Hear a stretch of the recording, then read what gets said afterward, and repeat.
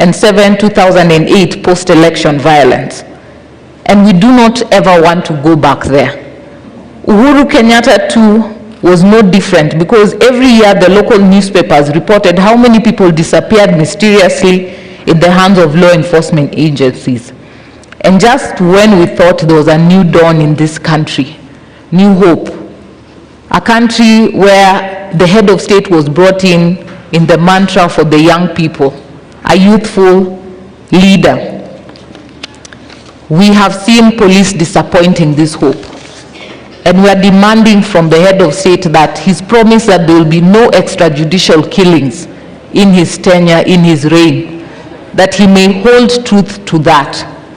At least if for nothing else, let people not die for standing for their beliefs. Let people not be abducted for standing for what they believe is right.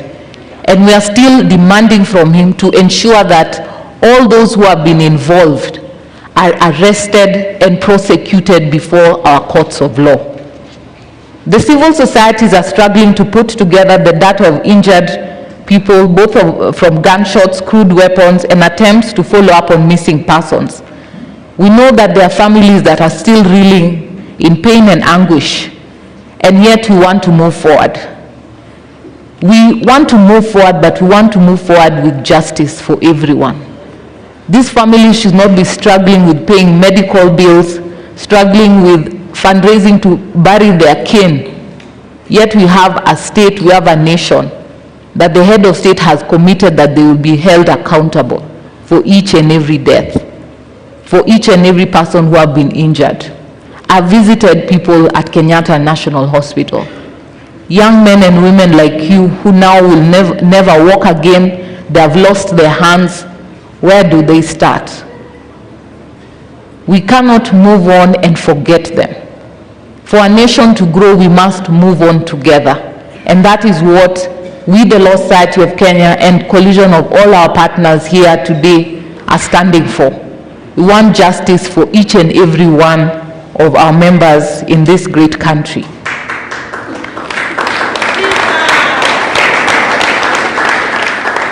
Fellow Kenyans, today we want us to begin a journey of truth and justice. Today we walk back the hands of time towards tracing the whereabouts of our missing brothers and sisters. Walk with me as we seek justice for our fallen heroes of the leaderless revolution. We are going to ensure that we give our family the hope to wake up every morning knowing that their son or daughter whose remains are buried in graves spread throughout this country are not in vain. To that mother, to that aunt, to that sister, to that father, to that brother looking for their loved ones, please come to us. We have created a network of social and civil rights defenders working together to unravel these mysteries. Let this be the last time that Kenyans will take to the streets in peace, only for trigger-happy policemen to flood the same streets with their blood and walk scot-free. The plan is to set camp at almost every county that experienced police brutality during our protests. I want to raise my greatest appreciation for my different branch chairs all around the country that mobilized their members upon my request and call to go out to the different police stations all around the country. That is why we've been able to make a mark. Each and every one of my branch chairs, my council members, and every lawyer who heeded my request and call are the heroes that I can sing proudly from the Law Society side, coming to defend the rights of Kenyans and fighting against any trumped up charges, those who have been kept beyond the required period in prisons, and trying to ensure the safety and freedom of all Kenyans who had been arrested. There are so many people out there living in pain inflicted by the police. It could be mental health or just desolation. Please come out. Let our experienced team of experts offer psychosocial support to help you heal. Today we begin here at the historic Ufungamano House. We are coming to you all around the country. The Law Society of Kenya, together with all our partners here, have membership across the country, and with the support of our various branches and offices, have remained zealous and steadfast at protecting the Constitution. If we work together in this, then our defenseless families will not shed tears in vain. As a mother and a lawyer, I stand here today with a heavy heart of what we have seen the last few weeks. The numerous calls that I've received, those in distress, even at very wee hours of the morning. It shows to you the waning strength of so many members of the public. Though in fear, some struggling, some in despair, but yet our young generation are still coming out strongly and firmly, affirming that we are standing for accountability, transparency, we are fighting corruption. We want to see a positive change in our government. Those who have been coming out are loyal patriots of this country. They are standing to see a change. They are the same James Orengos and amongst others who came to fight for multi-party democracy. This is a fight against corruption, a fight for accountability, a fight for transparency, which we must embrace as a nation to move forward together. Even in commemorating those of us who are no longer among us, it would be remiss of me not to appreciate each and every one of your zealous, ingenious, persistent, and unified sacrifice for our country. You are ridiculed, underestimated, threatened, and vilified, all in an attempt to break your resolve to reclaim your country. Through it all, you remained peaceful and focused on the noble objective of standing for what is right and what you deserve. Your courage is unparalleled, your patriotism unchallenged, and your unity against all political barriers unprecedented. You are exactly what you think you are. You are the heroes of today.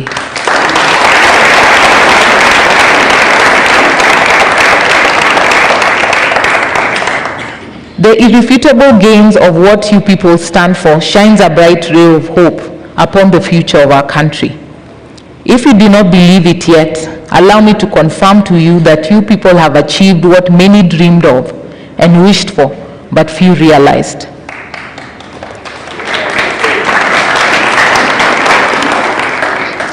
A weak and unreliable parliament betrayed you, the people who they swore to represent you. Mlianguka now.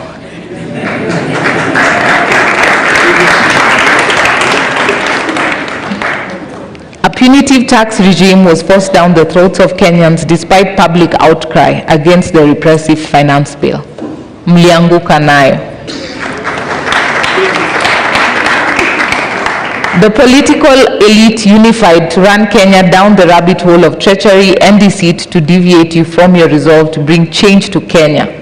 Namely, an ineffective, incompetent, and arrogant cabinet represented impunity and refused to work for the people from whom the power they exercised. And once again, today marks a crucial step in our progressive journey towards real sustainable change for our country. This is the onset of a series of deliberations by sovereign citizens of Kenya to reflect on who, where, and what we are as a country. The preamble to our constitution defines who we are.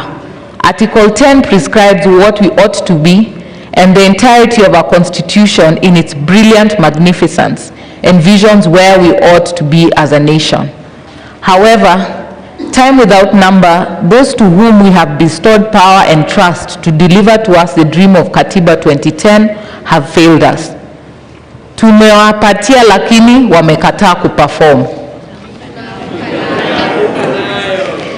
Kenya finds itself in a constitutional moment, one where the people have reclaimed their sovereignty and are ready to rid of any individual, institution, or entity that jeopardizes the well-being of the country and defies constitutional principles. What started as demonstrations against the Finance Bill 2024 has spun into a domino effect that gives us an opportunity for change that is ours to lose. Shida zetu zikianguka bado, lazima zimeingia one lege. It is thanks to this realization that the Law Society of Kenya All our partners and stakeholders have taken the obvious step to join all of you in forging the path on which we want our country set. Thank you for embracing us. Thank you for allowing us to stand with you, and thank you for allowing us to be part of you.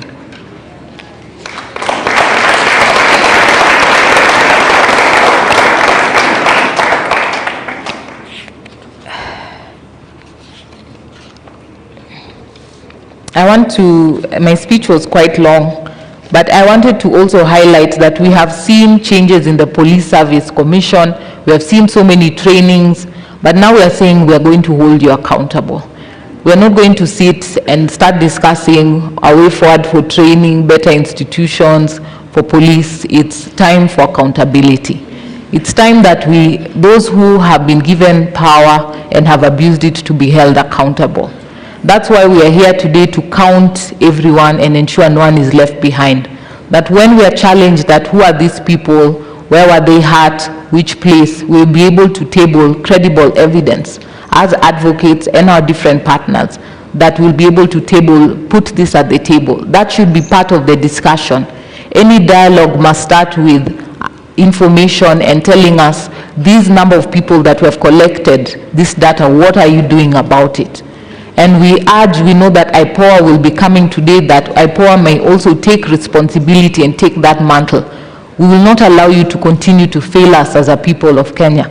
You must also take up your place and hold any police officers that have been identified, have been seen. You can't tell us that you cannot find them, yet our Gen Zs, our millennials, our youth, our fellow Kenyans are able to trace them and to find their details and have shared them with you, but you refuse to do your work. To independent institutions, the judiciary, constitutional commissions, independent offices, and statutory bodies, it is high time you stand up to be counted. People have been killed by police, but IPOA is yet to act. People have been outed for corrupt conduct by EACC, is yet to institute relevant proceedings. The helplessness feigned by our institution is the greatest enabler for the tribulations we face. The hesitation and refusal by proper mandated authorities to take action in the face of subversion of the rule of law and constitutional principles is the reassurance upon which our aggressors act with impunity. Government frustration and refusal to cooperate are in no way, shape, form, or fashion unacceptable excuse. The people are with you, they will support you, they will help you finish the job, but only if you start doing it and doing it well. Na hata nyinyi mkikataa, Wakenya mtafanya nini? Lastly, to the political leadership and elected representatives, there is no honor higher than being chosen by the people to serve your country. That honor requires delicate, deliberate, impartial, and accountable exercise of that authority that is donated to you. Hubris and bravado are vices that have no place in the Kenya of today. The people of Kenya awake to their full authority as the true sovereign, and their realization of the beauty of their unity draws the curtains on divisive ethnic politics that has historically been endemic in this Kenyan's politics. It's time to become leaders, not rulers. It is time to represent and serve the people, not to be demigods desperate for constant praise and worship. It is time to act, not making unyielding promises. Henceforth, contempt for the people will never go unnoticed, nor remain unresolved. Gen Z ini tofauti. Gen Z wamegotha. We will not believe, you will not believe. From the Law Society of Kenya and all our partners, we make our solemn understanding that what we have done over the last few weeks have been fueled by the strength we have drawn from your courage. For as long as you stand for what you believe is just, fair, and right before the law, we will stand for you and will fight for you. Join me in this final prayer, the prayer for our forefathers, the Father, the prayer of our nation. We say the first stanza of our national anthem in English. O God of all creation, bless this our land and nation. Justice be our shield and defender. May we dwell in unity, peace and liberty.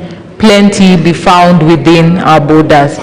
I pray that God bless you and God bless Kenya.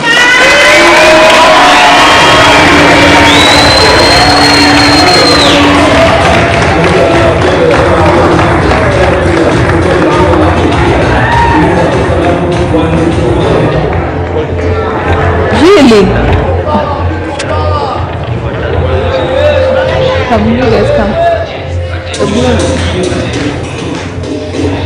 Come, Steve. I hope all our heads will fit inside. Come this side. Let me come on the other side of you.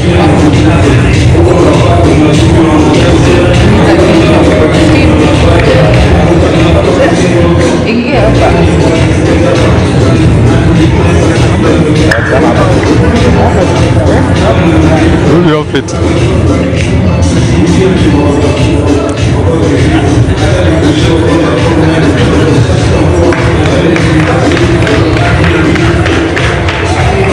Tunarudia chini ama we are here now? Were we going back down? Do we go back or stay? Where the next panel, yeah.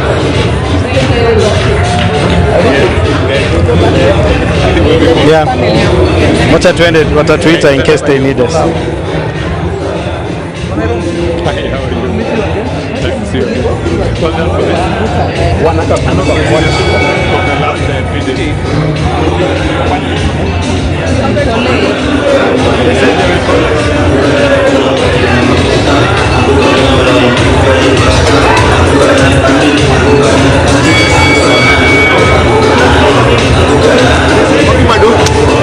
What can I do?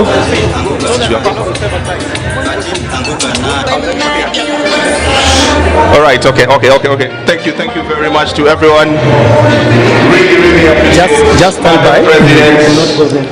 Perhaps the best president this country has ever seen. A better round of applause for Madam President, please.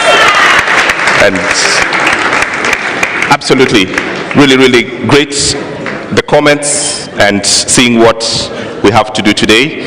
I'd like to call us back to attention because we have a lot to cover today. My name is James Smart. Allow me to welcome all of you again for the second panel. On this second panel, we have Dr. Willie Mutunga, who's joining us on X-Space, the famous X-Space. All right, let's listen to Dr. Willie Mutunga, former retired Chief Justice. All right, Dr. CJ, please give us your comments.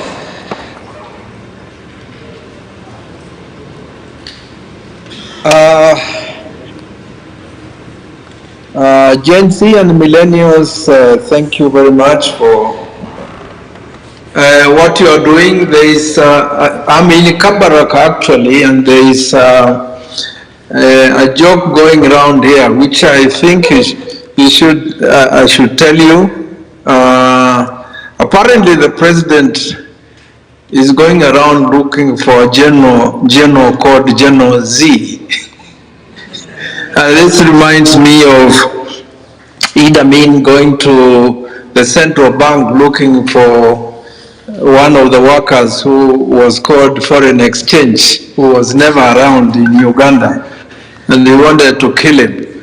So my comment, there are two comments that I want to make, and I've made them in other spaces.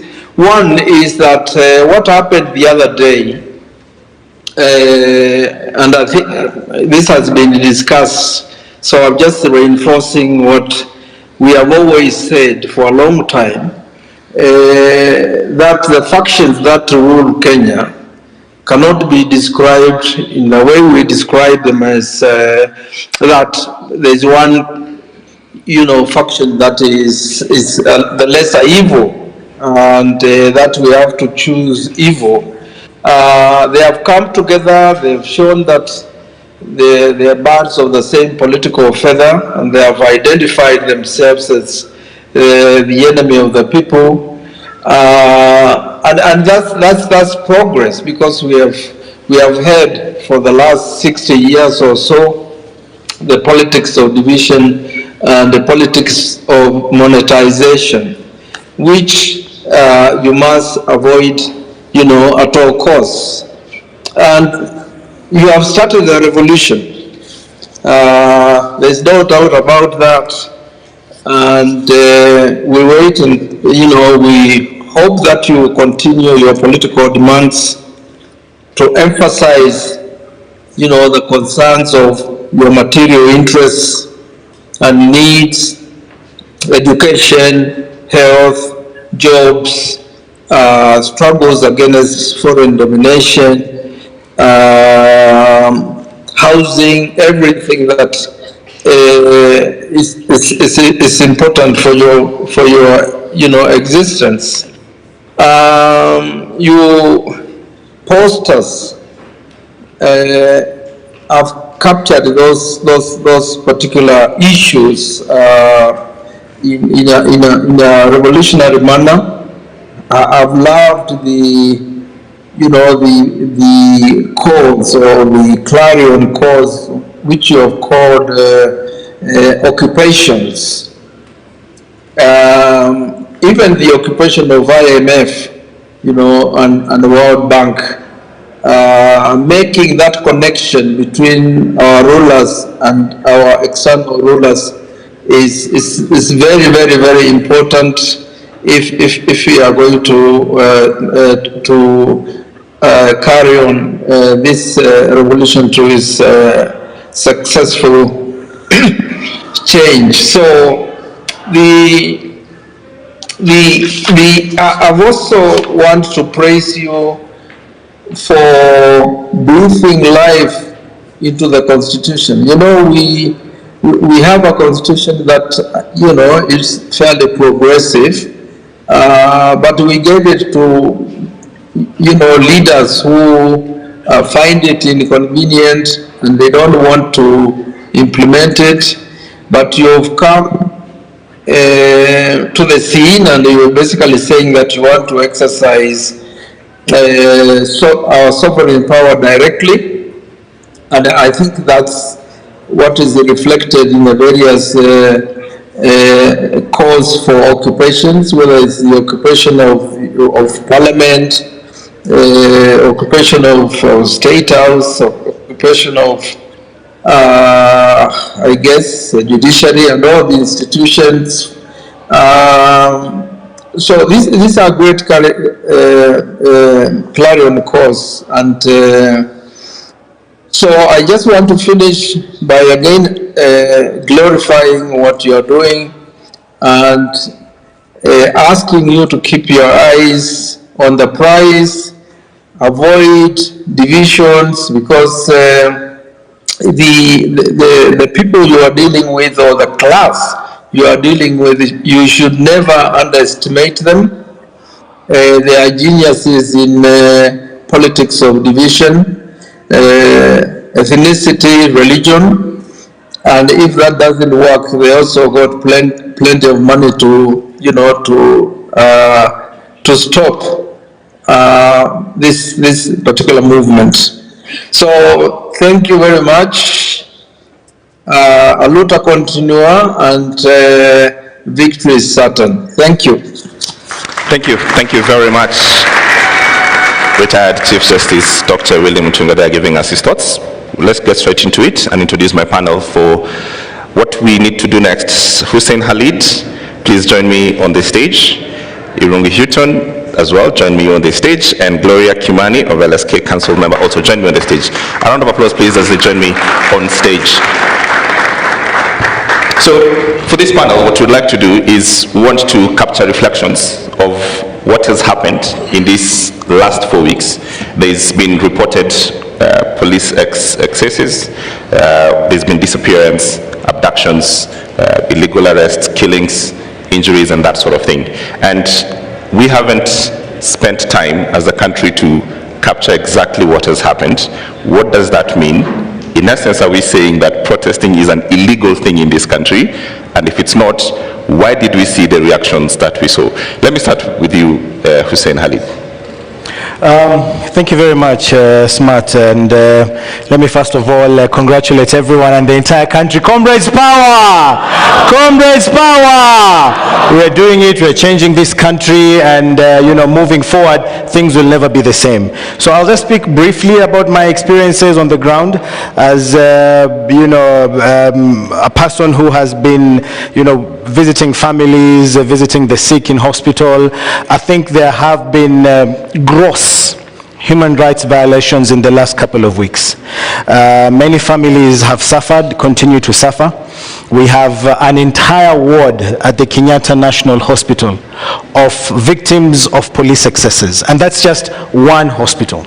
We have many other hospitals in different parts, not just of Nairobi, but of the entire country, that have people who are sick. Up to now, we're still trying to understand the magnitude of the violations that have been meted out on Kenyans. I think in the midst of everything, we get, taken up by the success, the dismissal of the cabinet, the withdrawal of the finance bill, and we forget to remember that people have paid with their lives and limbs for us to be where we are today, and they must never be forgotten. In a number of instances, some were even, approached. I remember we were at the burial of David Chege, and the police officers were there. And we had just gone there to drape the coffin with the flag and to give another flag to the family. And the propaganda that was going around was that this is supposed to be for the KDF only. This, the flagging of the coffins and everything. And they were told that if you bury your person with the flag, the government will later come, to exhume and get the flag.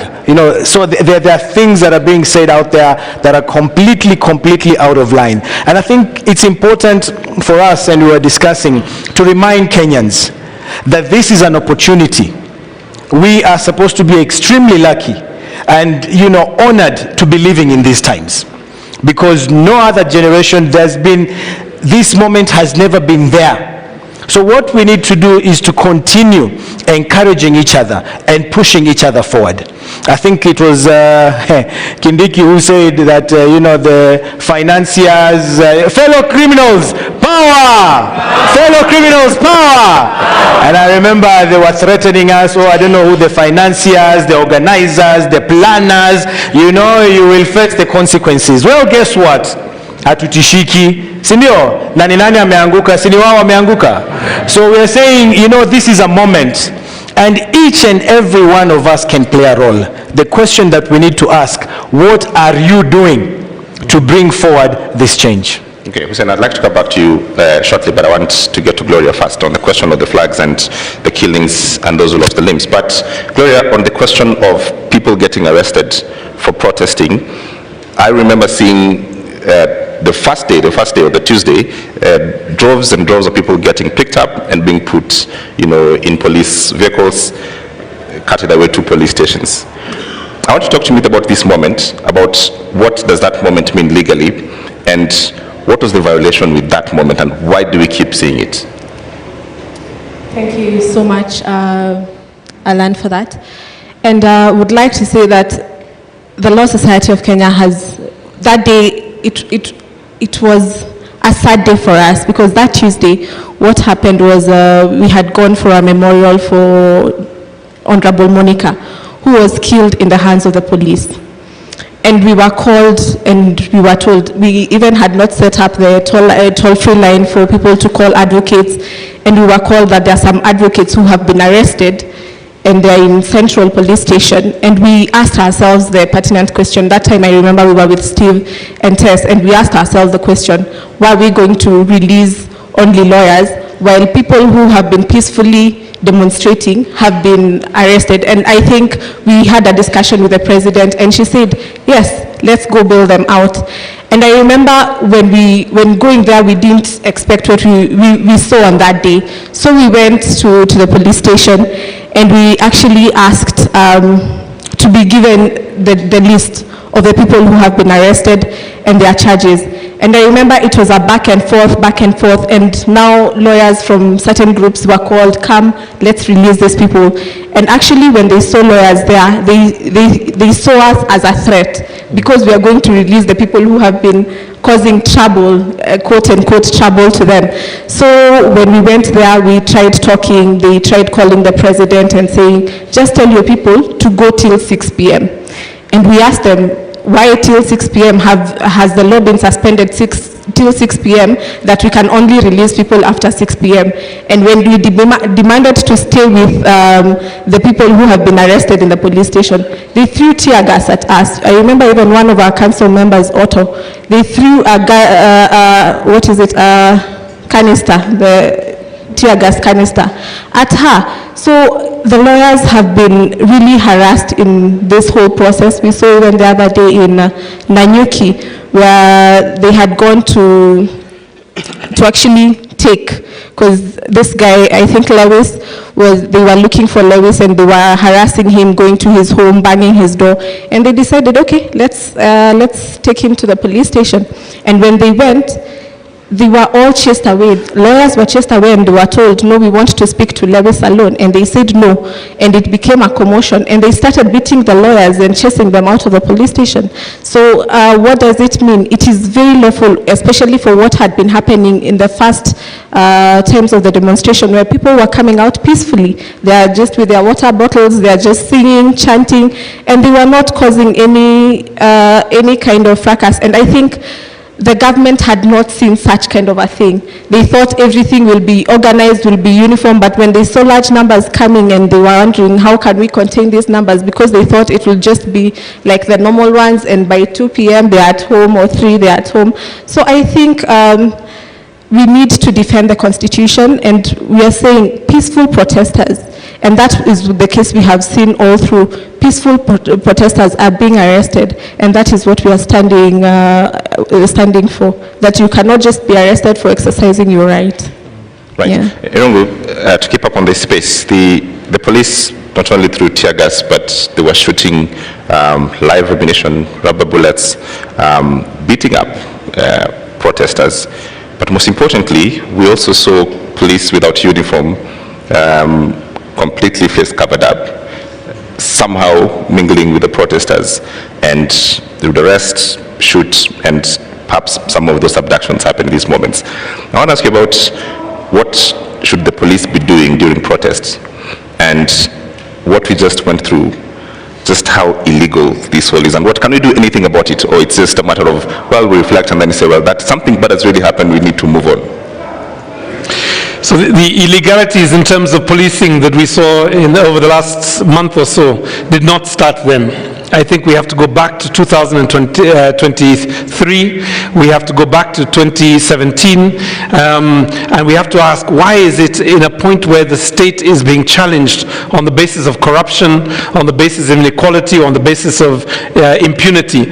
Why does the state respond so violently to peaceful protest? And as Amnesty International, we monitored with the Kenya Medical Association and Law Society, and of course many organizations here under the auspices of the Police Reforms Working Group, and we saw the pattern of policing essentially was to destroy the possibility of a peaceful protest. How that starts is commanding officers failing to accept letters of notification.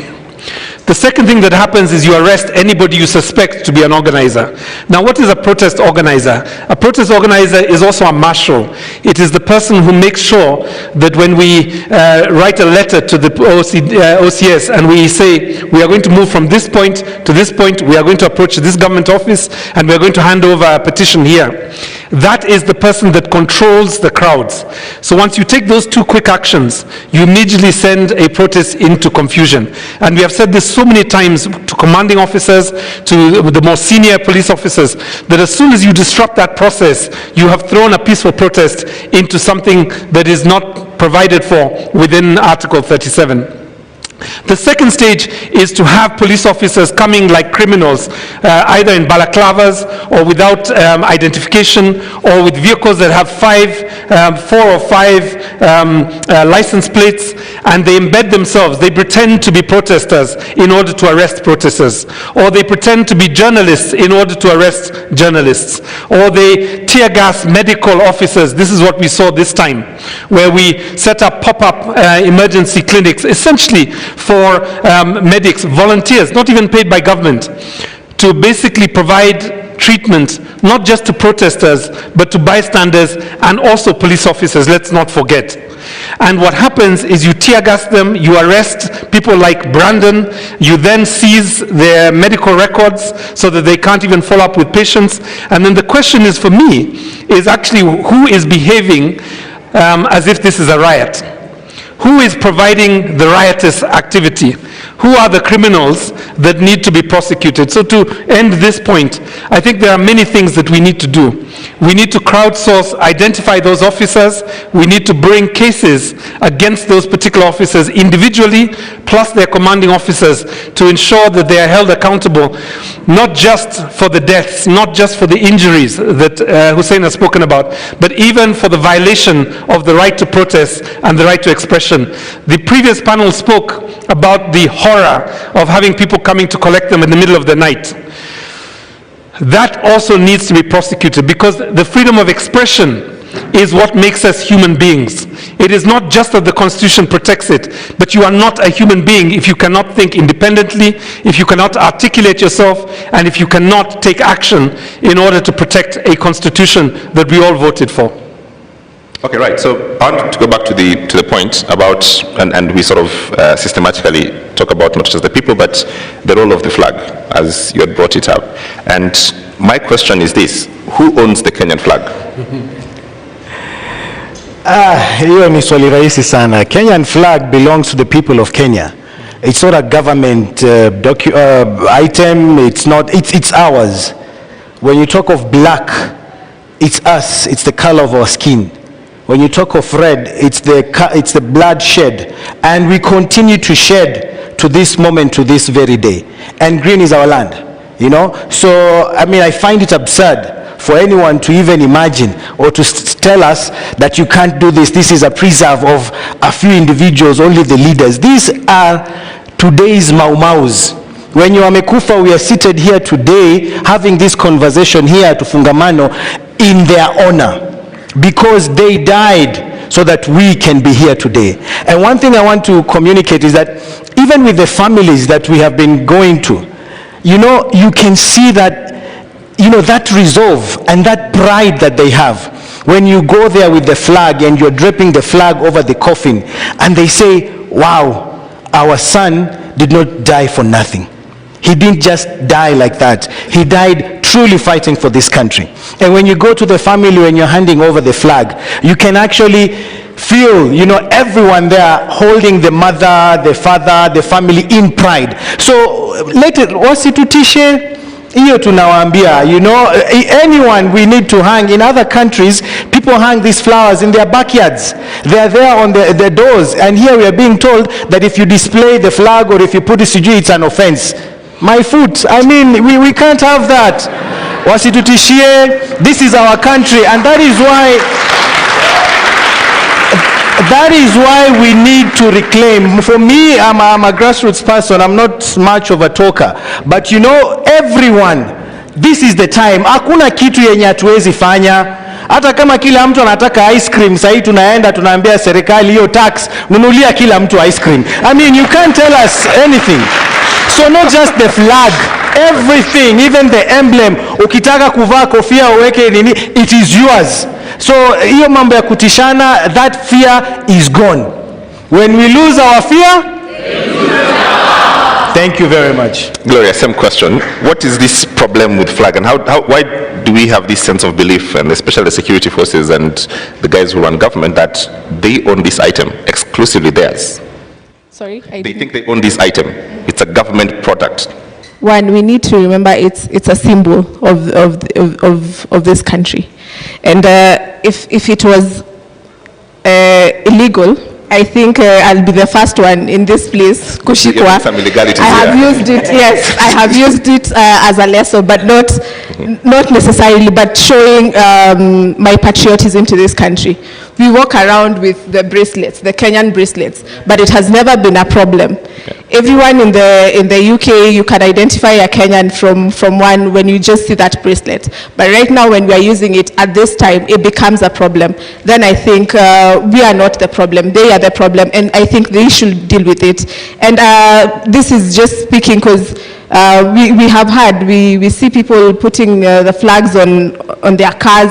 Right now, they're even ashamed of putting those flags in their cars because we will flag them that tutaanguka now. So I think it is not a problem right now, and carrying your flag is patriotism. They did it very proudly, and now we are the ones saying we the people are taking it proudly, and we are carrying our flags, and let them know that we have the power in our hands. And I think one of them, the symbol is our flag. The same question, and I will come to the audience to get some reactions to it, and also we are doing this on Space and live on NTV as well, so we'll go to that to get your comments, and this is our conversation of the same question really about this piece of item, the flag. Let me step back and then come back to the flag. So in a crisis, all nations have three choices. The first is to twist towards constitutionalism, the second is to twist towards authoritarianism, and then the third choice is anarchy. Now what this movement has done, it has twisted towards constitutionalism. In constitutionalism, there are things that are non-negotiable. One of the non-negotiables is the Constitution, that all our actions, all our thoughts are captured in that place that we call a Bill of Rights. And it is clear to me when I saw those crowds marching with constitutions and police officers without a single constitution among them, but with batons, I began to see the righteousness of what was happening on our streets. Consider that in a context where the state wants to disenfranchise you, the first thing it will do is it will tell you there are certain symbols of patriotism, of nationhood that do not belong to you. The flag does not belong to you. It is okay if you don't take a voter's card, or you lose your ID and don't bother to get another one, or you don't volunteer in a school clinic, in a school nearby you, or you do not volunteer in a clinic to oversee a public resource that keeps our people safe and dignified, or you don't volunteer at all. That is what a state tries to do, to remove that section in the Constitution that has expressed itself so loud in the last 3 weeks, and that is Article 1. If you do not seize this moment, not just as I think it was the president who spoke about this, if we do not seek this moment, if we do not grab this moment as a moment for the third liberation, then we are going to squander this moment more generally. So I would say to those cabinet secretaries that are waiting, that are lobbying, and perhaps if they follow the same route that they took in 2027 and 22, that are beginning to put money together to buy a cabinet secretary seat, if they do not come with new ways of working, then consider they have come to reap where they did not sow. And they are coming essentially not to build on this constitutional movement, but to take us back to a place that we did not want to do. So wear your flag. If necessary, have a flag, have an outfit made from the flag, and let's walk around with underwear, trousers, t-shirts, and jackets. Okay, great. Let's get a reaction from Space. I think Masika is online. Masika, could you tell us what your reflections of this protest were? And then I will come to the audience here to get their reflections as well. Thank you very much. I really appreciate. I hope I'm audible enough. You're great. Yeah, so I really appreciate that we are having the Citizen Assembly, and one of the key things that we note clearly is that things have changed, times have changed. We are no longer in the olden days. I was listening that bit on the police and the police upholding the law. And maybe one of the things that the LSK can be helping us to know, because I think the police are enforcing the law, but they don't know the law. Because when you ask a police officer why they are arresting you, some of them clearly do not know even the procedure of arresting, whether you're a criminal or a suspect or something like that. Do they have it in their curriculum? Because these guys go in the training camps to do martial arts, to do work on how to use batons to beat up people. But when you ask a police officer to uphold the law when they are arresting you, do they have the knowledge of applying that law? So for me, that has been a question, because the problem with the police begins at the time of recruitment, because you look at even the people that the recruiters are looking for, then you clearly know that is where the rain starts beating us. Me personally, I did very well in O level and I wanted to join the police, but I was removed from the line because I was told that I needed to go to university and study. But I needed to become a police officer, whether I started as a serviceman and then later on be promoted, but they refused because of my grade in Form 4. So one of the things that we need to push even as right now, because our voices are being heard and this is how it's going to be, can we have anybody, even if I got an A in Form 4 and I want to become a police officer, I be allowed to become a police officer at whatever level I'm beginning, because we have graduates who got A's and they do not have jobs and they're doing border work. So if I got an A and I want to become a police officer, they should allow me to join the forces, because one of the things that we are battling with is some of the guys that I'm not saying that if you scored less in Form 4 you don't have brains, but clearly most of the people that we meet in the police and they are arresting you, you can clearly tell that they do not even have the ability to engage with you and tell you why they are arresting you. They just come using muscles and power. So I think the police do not have the knowledge of the same law they follow only commands that they are given. So when you say you're doing a peaceful demonstration according to Article 37 and you're not destroying any property, is that police officer who is arresting you aware that there's such Article 37 in the Constitution? Because that is where the rain begins beating us. Can we have the law, part of the law trained to the police officers who enforce the law?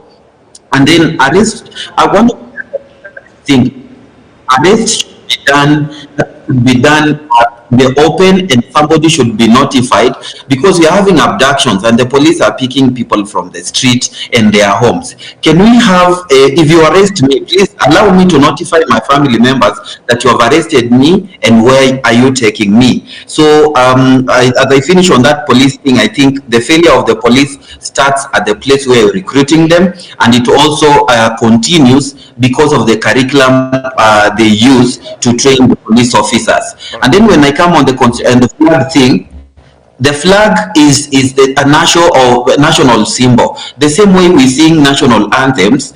I have a national anthem on my phone as the ringtone. Why am I not being questioned? It's the Constitution, I think it's Article 9 just says national symbols. It says the coat of arms, the national anthem, the flag.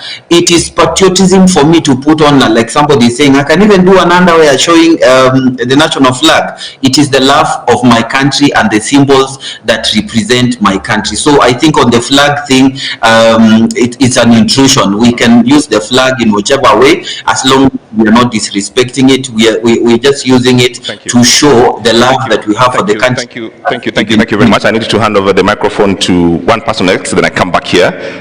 Sylvia Ngati. Sylvia, if you can take 1 minute and give us your reflection as well.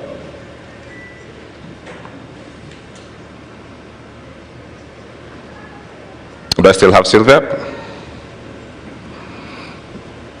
All right, meanwhile, let me just give the gentleman here the microphone. Please say your name, stand up, say your name and tell us what your reflections are. Thank you very much. Comrades power. Power. Now I want us to do it a little differently. When I say people power, you say our power. People power. Our power. People power. Our power. Our power. People power. I want to make quick reflections. My name is Musila John Muisio, and I coordinate a social movement. This is the Activista movement, but I'm equally a member of the Kibera Social Justice Center. And there is a panel that came just before your panel, and these guys were speaking there, Billy, Nadia, and the other. And all they did before was to be on social media. They just used to tweet on things that pleases them. And for the first time, being on social media attracted problems to them, that they were abducted and all that. And I wanted to ask them a question, and I think I still need to ask a question to the room. Would they have seen themselves in a state that they've seen themselves, found themselves now? And the obvious answer could have been no. If it were me or Apiolal and a few others, being arrested today will not be a scare to us because we've been on the streets a number of times. Some of us have been arrested and all that. What has really happened with this movement, it has redefined what human rights defense is. This is not a career.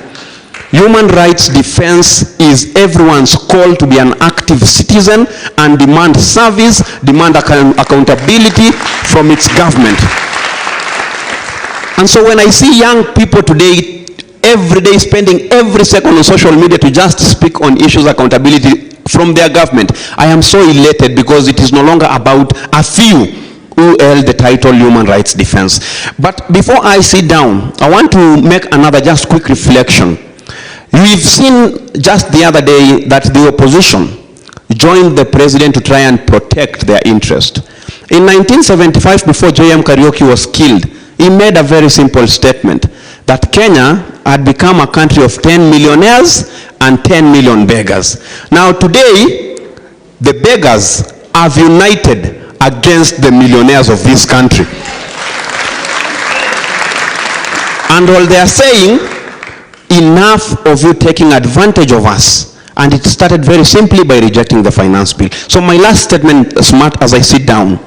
The framers of the Constitution 2010, and I will read because I have posted it on my Twitter, said but a few things. That the greatest threat to liberty in Kenya is an all-powerful central government where only a few dictate the many.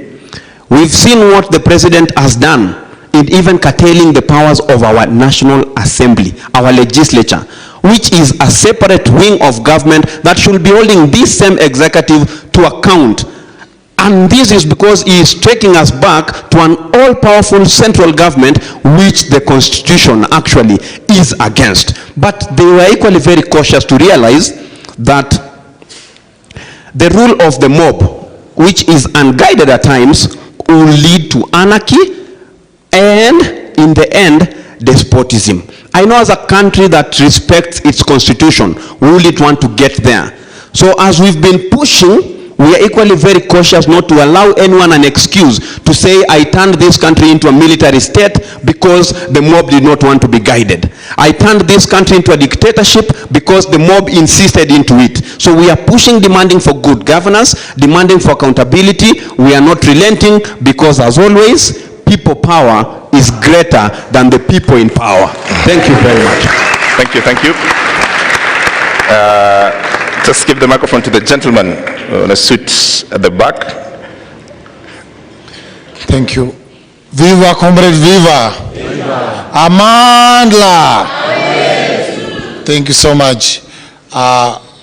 Comrade, I just have an observation in form of a question. That, of course, we are doing well with the national government. But there's a group of people who are really devolved and in touch with our people, or the proletariats in the villages, back in the counties. I was saying that, comrades, let's not forget the counties.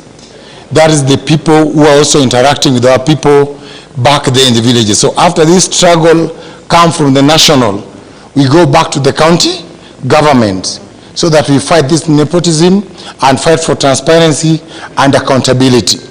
I want specifically to appreciate Aki Africa.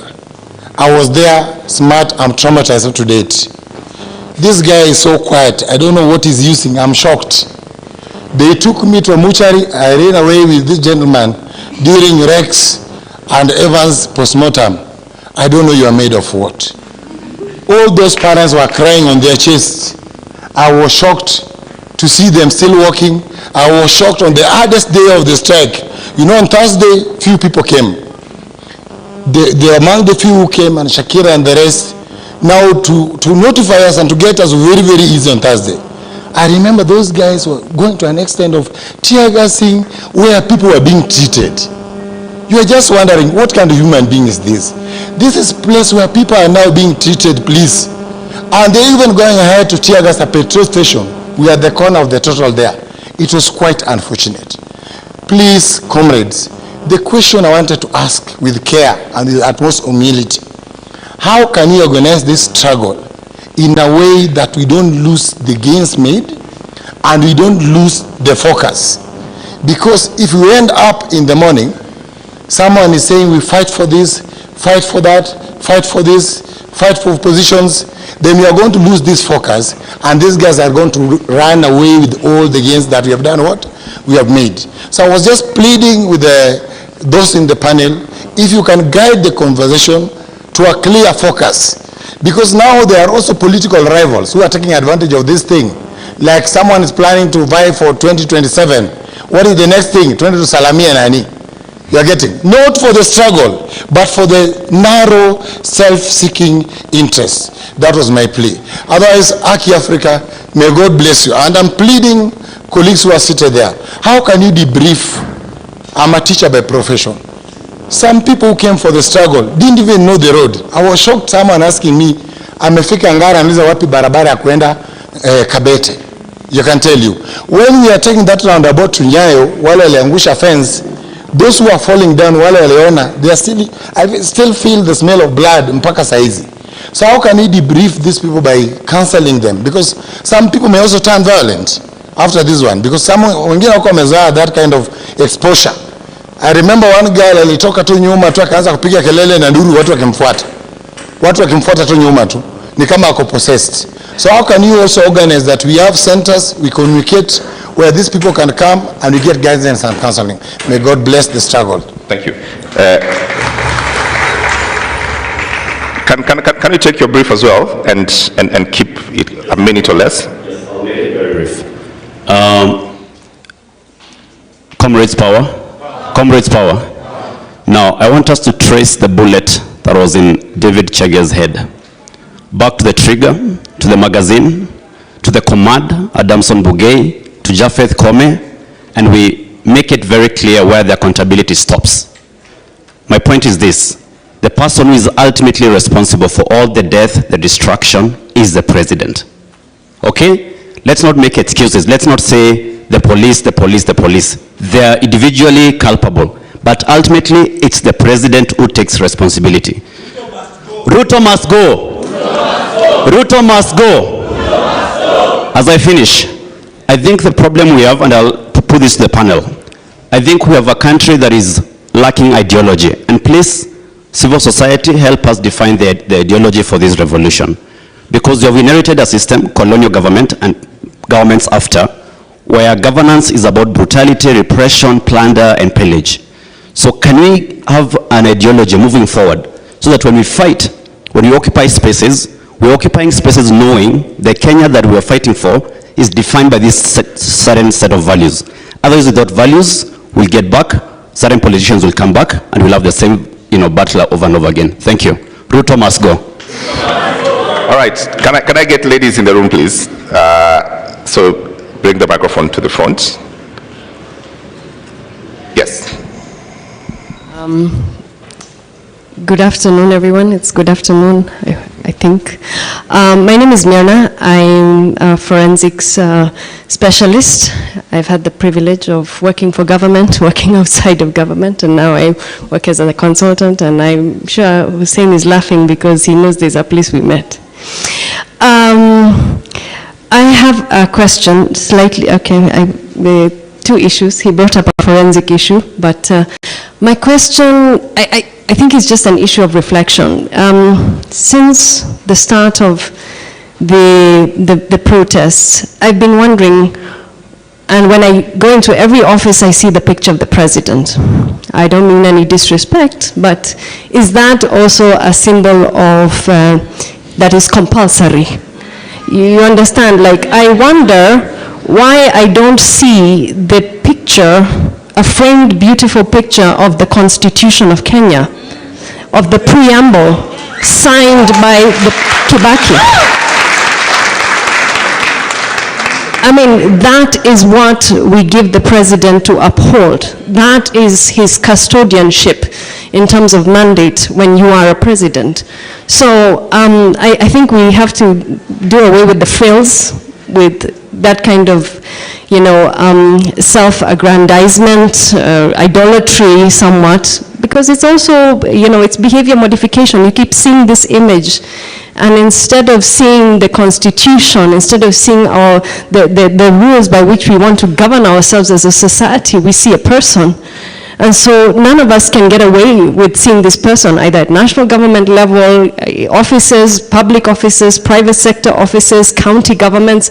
I think it's time for us to put the symbols of power by the people where they should be, and the symbols that need to be transitioned out, as my dear comrade has said, is then moved towards what's the ideology of this revolution. I would say we need accountable governance. We don't just need governance, we have governance. We try to use elections to eliminate people. I would say this, I mean, eliminate them out of the competition. Elections have been used to vote people out, but we don't vote in the person we want, because we don't see the person we want. We're just left with two choices, and we choose the lesser, I don't want to say it. Someone said the other day that mababas wa Eve, So, we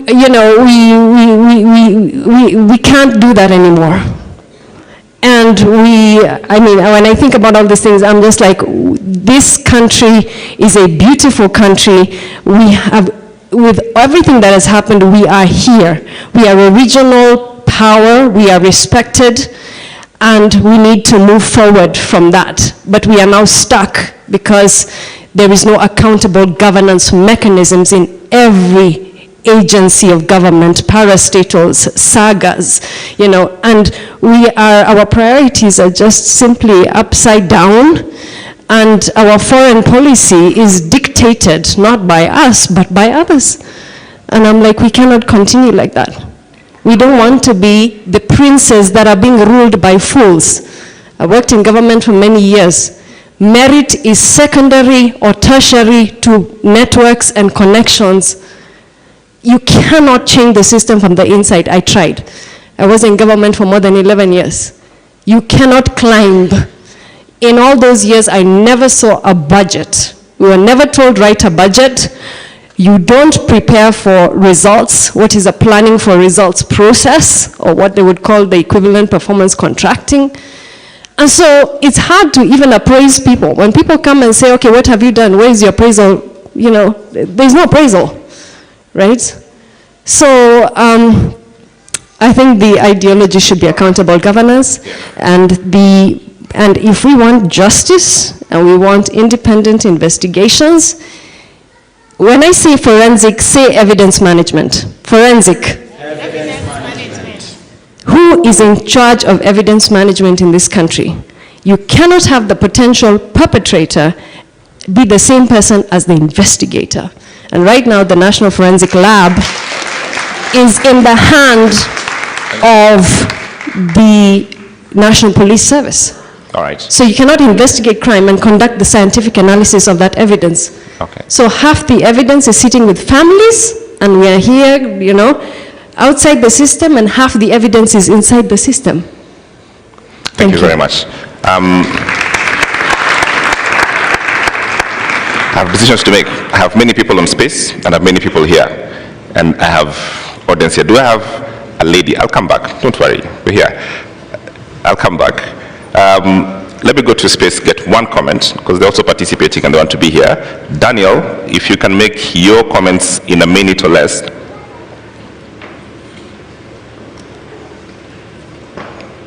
Do we have Daniel? Okay, so we'll come back, but let me just get quick reactions to this so to move the conversation forward. Start with you, Irungu. I'm told Daniel is here. Daniel, can you hear us? Please make your comment. Yes. Thank you so much. So I want to go one step back and look at the Constitution. So when we inaugurated the Constitution, what we did was that we changed who has power. We clarified that, we the people, right? And what's happening now and what you're seeing in this movement, we want to now define and clarify what power does, because now it's clear who has the power, we the people. And going forward, this movement continues to clarify, what power does. Now, what we need to do going forward, I think, this is my opinion, is that we need to make being in public or being in public office so undesirable for somebody who doesn't like to be made accountable. So undesirable such that the only people who get attracted to those offices are people who are open and are willing to account. And that's the biggest problem that we have with corruption. And that's the biggest problem that we have with the police and so on and so forth. Now, one question before I go, and this is a question to the panel. I'd like to understand, we are the children of Kibaki. We came, this generation millennials and Generation Z. We came with a free education, and I said this in my TED talk a few years back that we have had a 360-degree Kenyan experience. Unlike our parents, we have the full consciousness of feeling Kenyan. Many of us don't even speak our mother tongue, or our primary languages are national languages. We have lived everywhere in the country, and we have a full 360-degree Kenyan experience. With also digital media, it has culminated with this consciousness of political consciousness. Now the question is, how can we, going forward, manage this movement? We know that part of the reason why we are seeing many changes is also because we have a debt issue. And the cancelling of the financial bill, and also we've seen that Moody's has also downgraded our credit rating, and we will have a problem with money. And usually when there's austerity and a problem with money, the regime might use that as an excuse to bring some sort of social injustice by denying services to the people who are most needy with the excuse that we don't have money, right? And some reforms can be difficult to push through because the president will say we don't have money. So how are we going to continue making the government accountable, but also waking up the debt issues and managing our country through this very difficult situation? Thank you. Okay, thank you very much. I want to start with you, but let me start with Hussein because it's just about to drop off. Hussein, could you just give a quick reaction of what you had? Thanks, Matt. And I apologize because I have to dash out to go to the mosque. But I want to agree with Musila John. I think all of us have to be and to make a resolve to become human rights defenders. I think for many years, we've been out there for many years. You're actually protesting on an issue that affects every citizen. And you actually see people in the pavement just watching what you're doing. That has been the culture, that has been the tradition in Kenya for years. But right now, and we have to give credit where it's due, Gen Zs, it doesn't matter what your background is. Mtetezi tutete, they're saying they are the watetezi. Kila mtu, and we have to give credit to the Gen Zs because they've stood up. And they've said, we will take back our country. You know, some of us, we've been arrested, we've been beaten, we've been blacklisted, you know, but then people will just come back and tell you, great, you're doing good work, and continue. And like, isn't this your country? So for the Gen Zs, for that change, we give credit where it's due, and we tell you hongera, and let's keep on with that. The second point was on debriefing, my brother, very, very true, particularly for the families. We've really been trying to work with the Kenya, I think, Association of Counselors and Mama Kennedy, particularly, for example, the 12-year-old boy who was killed. He had actually asked to go and pick a book. He was supposed to do his homework. One of I don't know, if you look at the artwork that he does, and the mother keeps looking, and we have to remind ourselves of what has happened. The 16-year-old, the mother is so devastated. I mean, some of us, tunasema, we are in this, but those families that have been affected, please, if you're near a family, if you're near someone who is injured or who has been affected, please reach out. This is the time for us to stand firmly together. You ask yourself, what can I do? There is so much you can do. Just going to visit someone and telling them, umeumia kwa niaba yetu, asante sana, that can make a whole world of difference. So let's be there for each other. Let's be our brothers and sisters keepers. And last but not least, I think we were in one of the funerals, Boniface Mwangi said, let's replace the pictures of the president with the flag. But I think this addition is extremely important, the Constitution. So the flag and the Constitution is what each and every person should have hanging somewhere in our house, not the president's photo. I mean, and we have LSK here. Could you please confirm to us that it is not illegal to have a picture or the Constitution somewhere in your house or in your business? Is it illegal?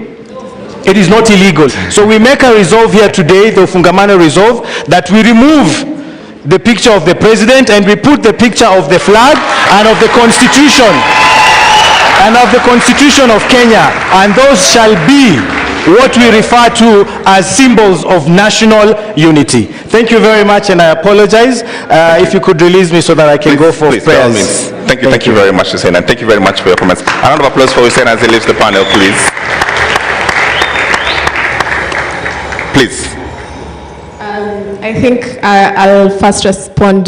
The first person asked of the rights of arrested persons and if the police actually do know the rights of arrested persons. I do believe that in their training it's very extensive, that the police actually know the rights of arrested persons and they are taught in their schools or whatever trainings they do.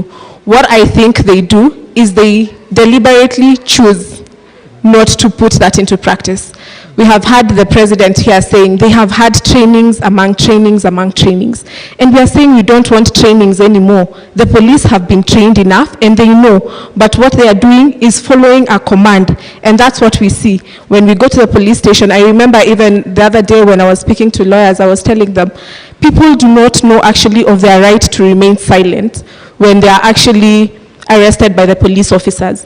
And this is something I think we should pick up. And we have been saying that human rights defenders and only lawyers are the ones to defend the Constitution. But remember, this was passed by each and every one of us in 2010. And one of it was Article 49, where when you're arrested by a police officer, they're supposed to identify themselves and tell you why they are arresting you. I saw Bonnie laughing here because it is not known in Kenya. So I think it's about time that we take a stand, that we say when you arrest us, you tell us. We have seen now when we said reject finance bill, imeangushwa. Or we have said we need to see a change in leadership in Myangushwa. So I think it's about time that we also bring awareness and let the police know that we are watching. When you arrest us, you're not telling us why you're arresting us. And let us gather, and all of us, let's go and defend this person and say they were not given their right to be told of the offense they were charged, they have been arrested with, and they are not being given, we have had here Crazy Nairobian saying he refused to give his passwords. Naka walimsalimia vizuri sana. And we are saying it was his right to remain silent. So it's also, I think, it calls upon also the law society and the civil societies also to teach people of their rights when they are arrested. When the police officer asks you a question, you do not have to respond. When they tell you to do statements, you do not have to, because it is your constitutional right. And right now we even fear of telling people it is your constitutional right to remain silent, because when they remain silent, we don't know if they are going to die, them exercising their rights or what. But we need to remember, they cannot kill all of us.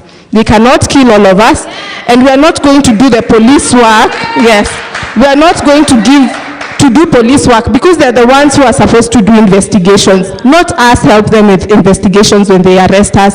So that is also a right. So I think it's good that we hold them accountable. Yeah. And I think one of the things also they said, we need also to hold individual police officers accountable.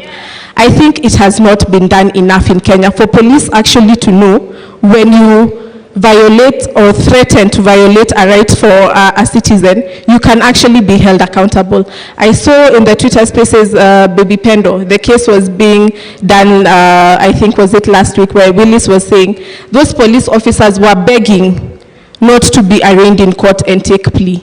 This is what we need to see in Kenya. And not after so many years. We have seen from when Baby Pendo died, this is the time they are being taken to court. I think those are the issues we need to hold accountable.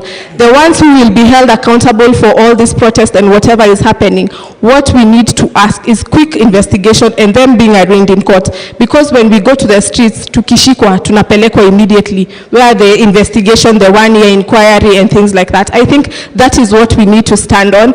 And I think we need to stand on business on that and keeping the government accountable. All right, thank you. Erungu, would you wind this one for us?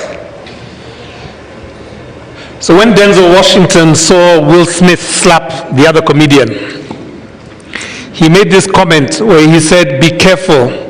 At your point of triumph, it is when the devil comes for you." I think for this movement, those words are important. There could be a temptation at this moment to rest, to even become egotistical and to gloat. But we have to recognize that what we are up against is not even individuals. It is a system that is built around the idea that only a few can take decisions on behalf of the many.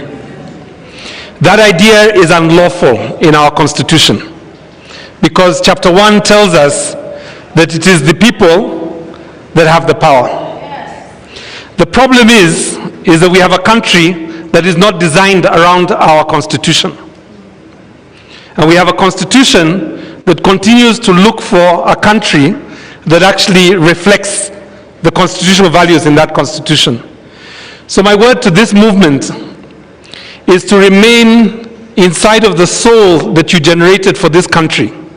And that soul was courage, lawfulness, patriotism, and a sense of purpose. So we have to think very carefully about how do we dismantle a system so that other people do not come and confuse us, at the same time keeping the same system that we were worried about. So we have to think about a number of things. As we challenge or as we rebelled against a taxation bill, that taxation bill has to be generated again. And we hope it will be a new one. But the question is, are we there at the table to demand what will be in that taxation bill? Do we understand the cycle of budgeting? Because whether it be at the county level or whether it be at the national level, that budgeting process will happen. And the people that you have now challenged, they are waiting for you to go back to sleep. They are waiting for you to think you have won so that they can produce another budget that pays tenderpreneurs and creditors, foreign creditors, before it thinks about Kenyans. They are waiting for you to sleep so that they can change the police personnel, transfer a few people, and have the same violence come back a year or a few months from now. So I think what we have to do is be diligent and think about what are the propositions, what are the ideas that we are organizing around, and make those ideas so strong and so powerful that it's not just one generation who will fight for them, but our father's generation, our mother's generation will also fight for them. And just for that message, just for that point, a few days ago I got a text from a former freedom fighter, and he reminded me that that was the reason that they went to the forests, to have a generation rise up and take back their country when they felt that they had lost their country. More power. More power. More power. The Gen Zs are not orphans. They have parents who protect them, who gave them money, who are so proud of them today. But let me just say that there are grandparents also that have seen what is capable of this generation and are now looking forward to that alpha generation to see what will come next. Thank you very much. Thank you very much. A better applause for the panel, Gloria and Irungu Houghton. Thank you very much. You've all done very well. Really appreciate your time and your thoughts. Allow me now to welcome for the transitional period before we get to the next panel, the President of the Commonwealth Lawyers Association, Dr. Peter Maynard, to take a minute or less to give us some reflections. A round of applause, please, for Dr. Maynard.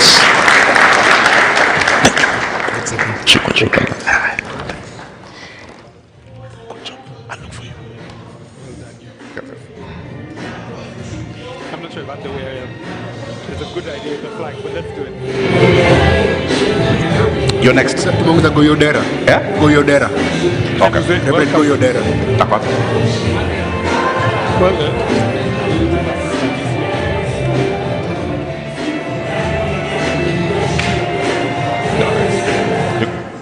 I can use this. Hey, how are you? Sure. You can use the podium.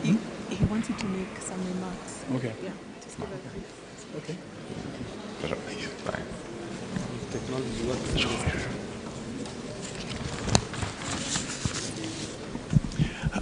Asante sana for the very warm welcome. I'm Peter Maynard. I'm president of the Commonwealth Lawyers Association, which is a group of 56 jurisdictions around the world, including Kenya. And I had intended to visit Kenya some time ago, and so I thought it would be appropriate to come now, also before the meeting of the Law Society of Kenya elections. No to police brutality. No to extrajudicial killings and abductions. Those are some of the fundamental principles of the Commonwealth Lawyers Association. Our objectives are simply to uphold human rights, the rule of law, access to justice, and the independence of judges and lawyers. And so I make just 2 points, that we have observed the situation with great concern, and in solidarity with the Law Society of Kenya, we have also issued a statement, a statement condemning the arrest, abduction, and killing of civilians. I wish to say that we are supportive of the Constitution and the rule of law. I encourage you all to continue to recognize the importance. You see, Kenya, from an outsider's perspective, Kenya has one of the most progressive constitutions in the world. But constitutions are just words. It's important for individuals, institutions, both government as well as protesters, to continue to recognize and implement the Constitution. My perspective is a little different in Kenya. I am inspired by my late grandmother, who was born on a slave plantation. She was raised by her grandmother because her father had been killed by the colonial authorities, and also her mother had gone away to look for work. And so I have been raised in a den of human rights activists. We have recognized the importance for economic transformation and also political transformation. And so as a teenager, I came to Kenya for the first time, because Kenya has been an inspiration to the Global South and continues to be an inspiration to the Global South. And I encourage you to continue that, because economic transformation will come through you. And so we also are concerned with making the CLA, my organization, fit for purpose, and particularly fit for the purpose of transforming the Global South, fit for economic transformation, fit for political transformation. And so I commend the human rights activists among you. I commend the Law Society of Kenya and the judges. You've had the CG Emeritus is a very admirable figure. The President incumbent is also very admirable. And so in this challenging time, I encourage everyone to remember constitutionalism, to continue to give meaning to a very effective and powerful Constitution of Kenya, to continue to give effect to the rule of law. After all, we are after economic transformation, political transformation, in a setting of constructive dialogue, constructive engagement. Rule of law and governance are so very important. Understanding human rights and also human rights obligations. They're both sides, rights and obligations are so important. So with that, let me say thank you for having me here. I'm learning more and more from this very constructive session. And the Commonwealth Law Association continues to be in solidarity with the judges, with the lawyers, with human rights activists. Thank you so much. Thank you very much, Dr. Maynard. Really appreciate it. Okay, all right. Let me welcome Cricket Rights to come give us the first interlude for the entertainment, then we go to the next panel. Cricket Rights, where you at?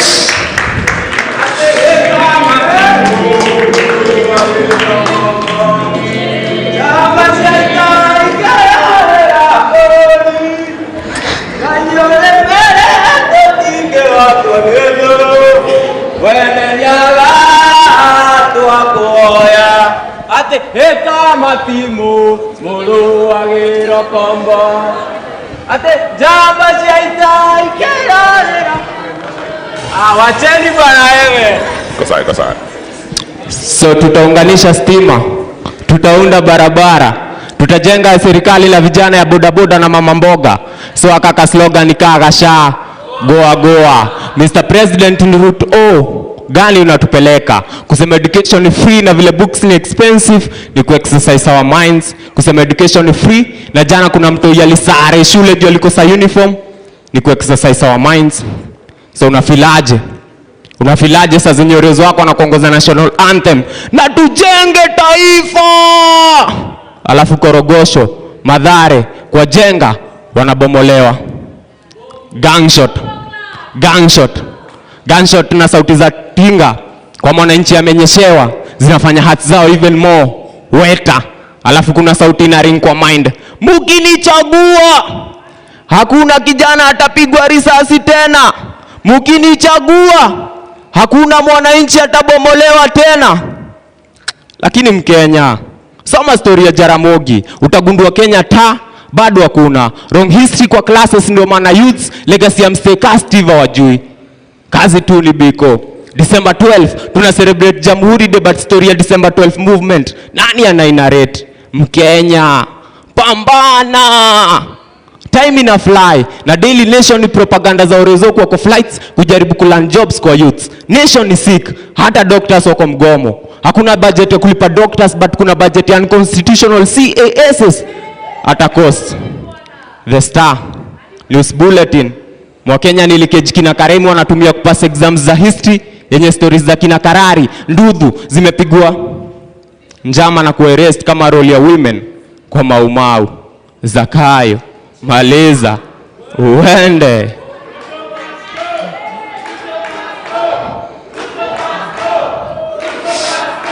So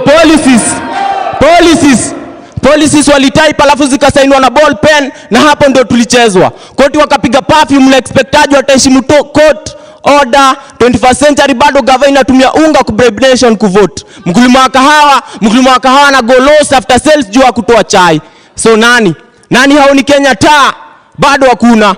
Nani hata articulate article 1 ya constitution vifiti? All sovereign power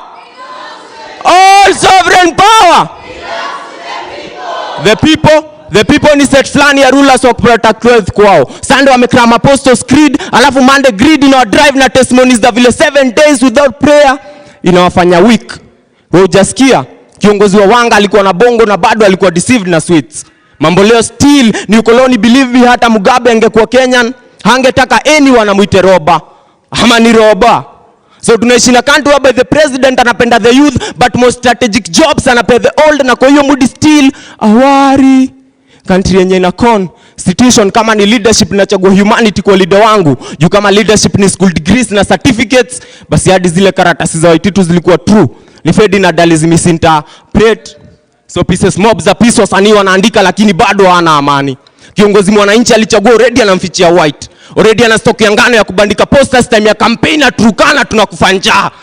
Wanjiku hawezi afford kwa Rimona mkulima wa roskoko na majani chai. Analia njaa toka time ya Nyayo. Afya center ni kama base fulani ya viongozi waendea snacks. Docs ni less, hospitals ni less na zenye ziko hazina madawa. Doka na complain of protective gears ndio anatekche ya 4M la last time. Nurses wali strike ni jana. Si wages zinafanya mwalimu kuwa takidato. Si wages zina do natives kuwa evicted Kariobangi, Mukuru na Ruai.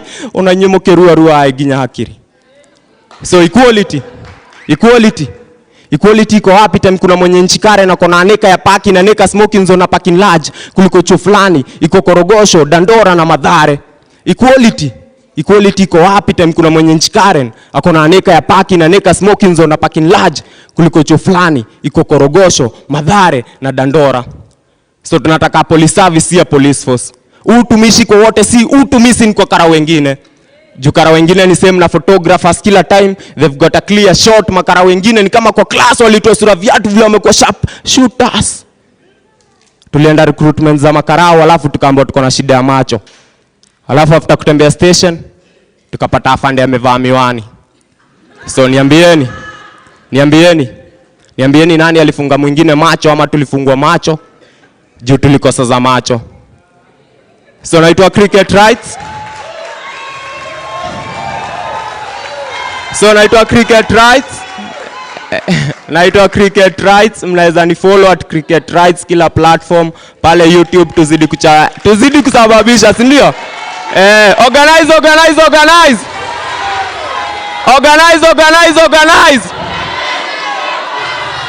Sasa comrades relax. Hawa wasanii nataka kuleta hapa next. Nimesikia ni wasanii wa smart kukuliko baba, so relax kidogo.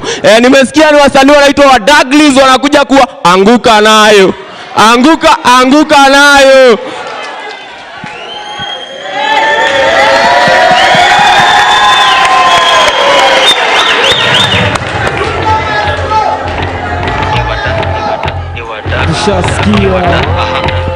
Tushasikia. Aha.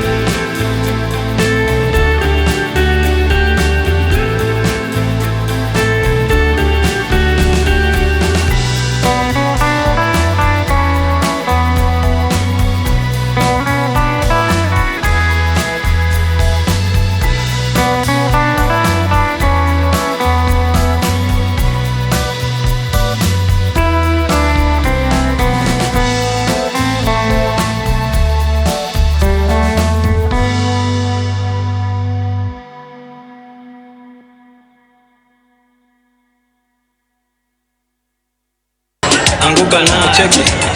Anguka nao, twende down low now. Stand up to your feet, mikono juu alafu click.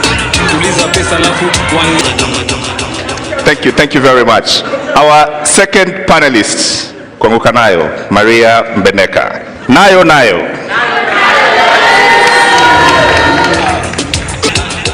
Ladies and gentlemen,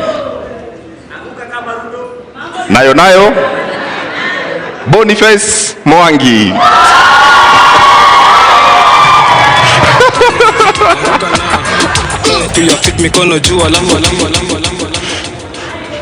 All right, and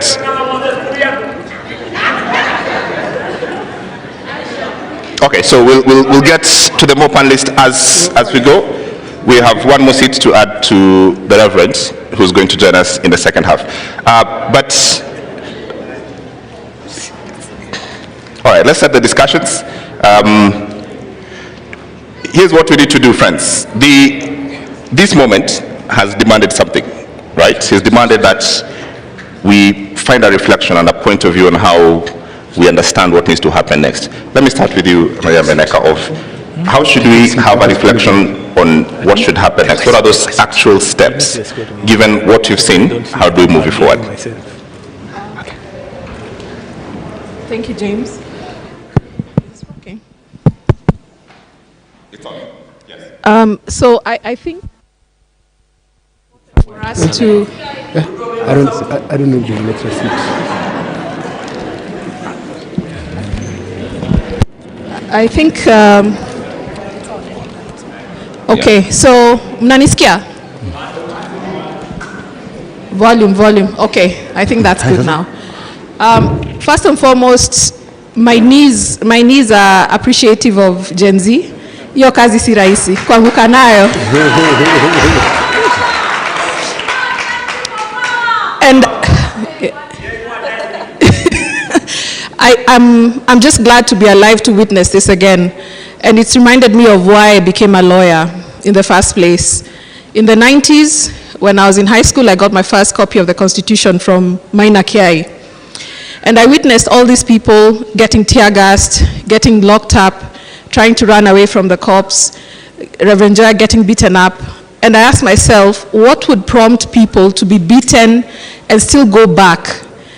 And it's the love of this country, and the Gen Z are a very significant part of Kenya's history, because we're not just, we are rebuilding this country based on this constitution that we gave ourselves.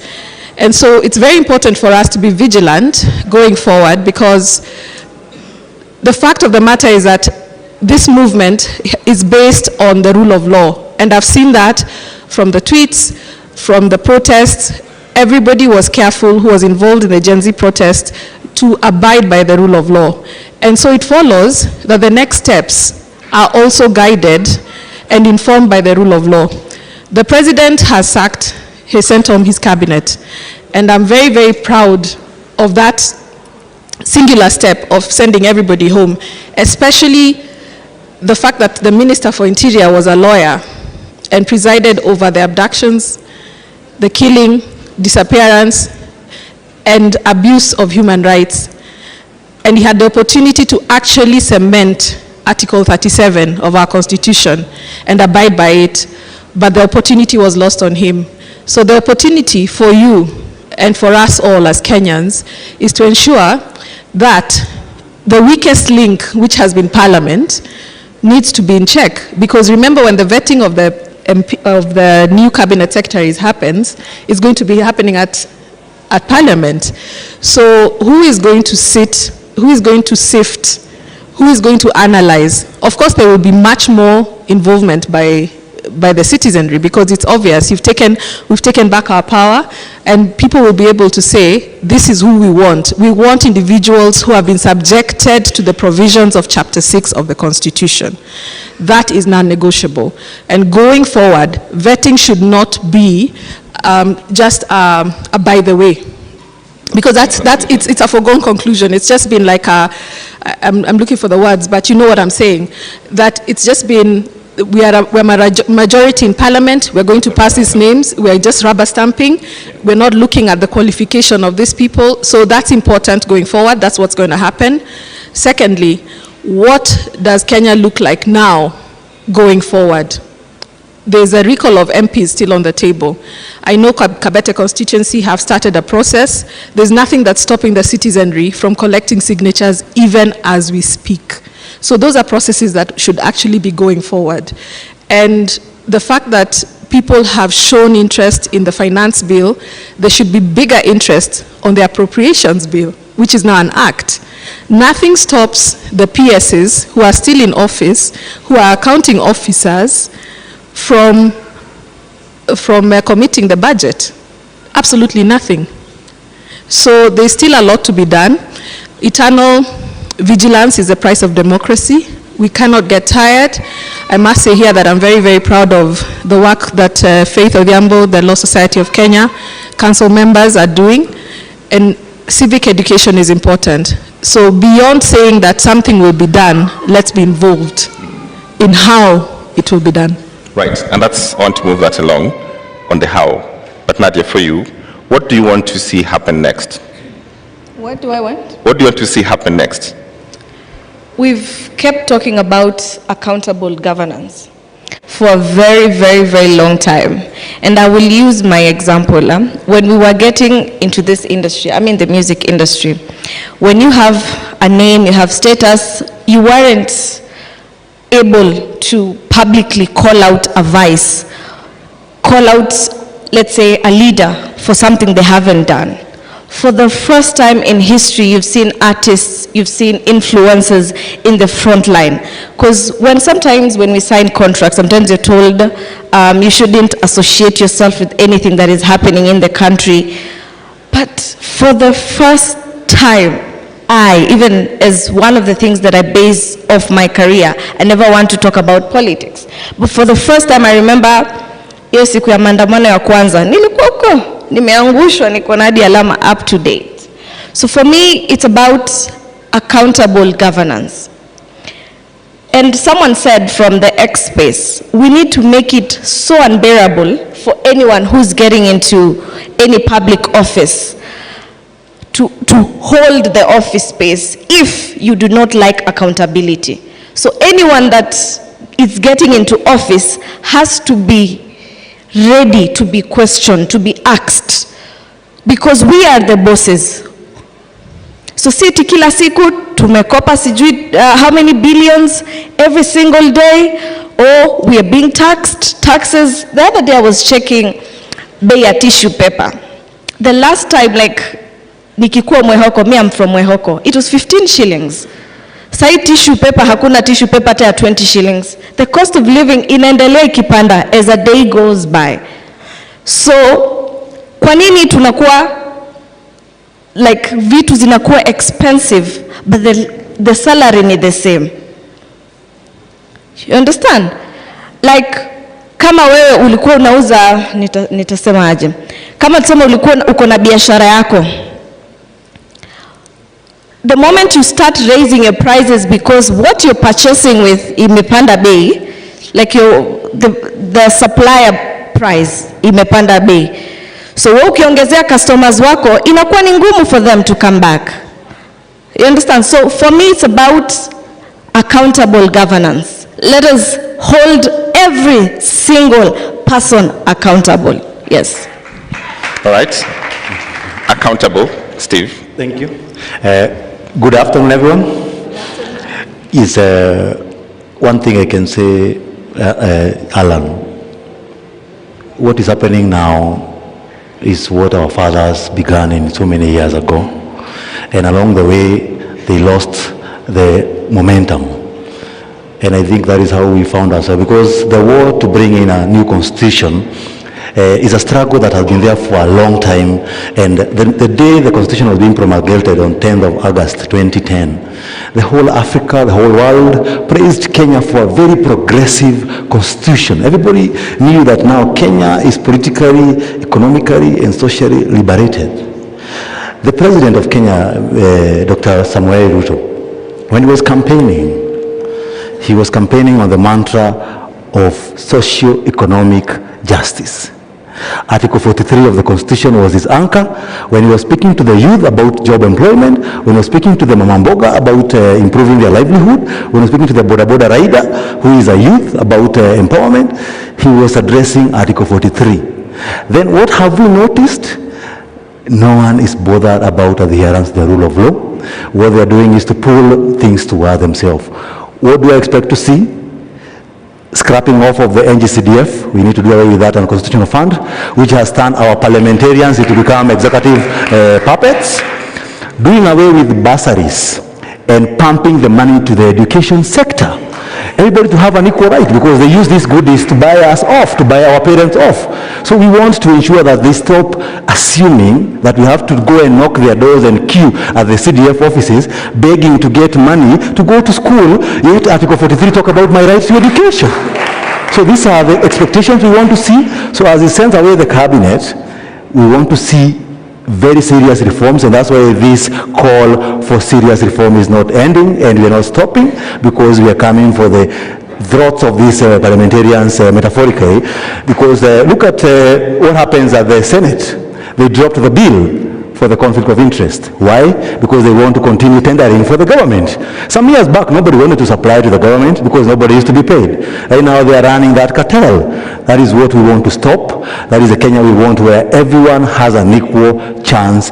Everyone, when you are arrested, you have a right to representation. Police respect the rule of law. Everybody respect the rule of law, because that is the equalizer for everyone, because the rule of law is better than the rule of man. Thank you, thank you. Reverend, go the same question. Can you help us figure out from where you sit, what should be these actual next steps? What would you like to see? What should we all sort of collectively try to figure out and say, this is what we think should happen? Hi, can you hear me? Can you hear me? Yes, sir. Sorry, I wasn't introduced. My name is Go Wiodera. There are a couple of things we need to be able to recognize, James, what we are up against in this movement. One is that the president, as real colors have come out. Even in his campaign, we need to recognize that a leopard does not change its spots. In the early 90s, when we were doing our clamor, we were here in Ufungamano, he wasn't here, he was part of YK2. And they were the part of our generation that were co-opted by Moi with money. When we were doing the constitution and clamor for constitution, he voted no. In fact, he said that ni kama karatasi ya kufunga nyama. So constitutionalism is not part and parcel of those who are in office. So that is what we are up against. The second thing what we're up against is a culture, all right, a culture that does not necessarily value hard work and a meritocracy in itself.